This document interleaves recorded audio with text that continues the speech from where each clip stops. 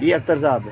ਜਨਾਬ ਇਹ ਆਪਣਾ ਨਾ ਪੰਜਾਬ ਦੇ ਵਿੱਚ ਮਿਰਜ਼ਾ ਤੇ ਉਹਨਾਂ ਦੇ ਜਿਨ੍ਹਾਂ ਨਾਲ ਉਹਨਾਂ ਦਾ ਮਹਿਬੂਬ ਸਨ, ਉਹਦਾ ਨਾਂ ਸੀ ਸਾਹਿਬਾਂ।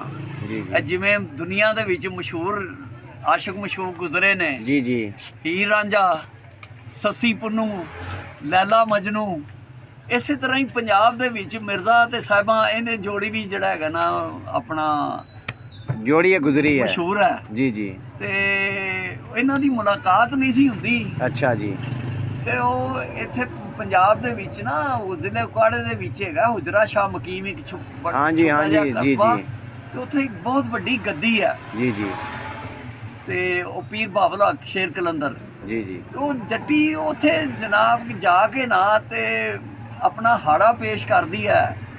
ਹੁਜਰੇ ਸ਼ਾਹ ਮਕੀਮ ਦੇ ਇੱਕ ਜੱਟੀ ਅਰਜ਼ ਕਰੇ, ਹੁਜਰੇ ਸ਼ਾਹ ਮਕੀਮ ਦੇ ਇੱਕ ਜੱਟੀ ਅਰਜ਼ ਕਰੇ, ਮੈਂ ਬੱਕਰਾ ਦੇਨੀਆਂ ਪੀਰ ਦੇ ਜੇ ਸਿਰ ਦਾ ਸਾਈਂ ਮਰੇ। ਕੀ ਬਾਤ ਹੈ।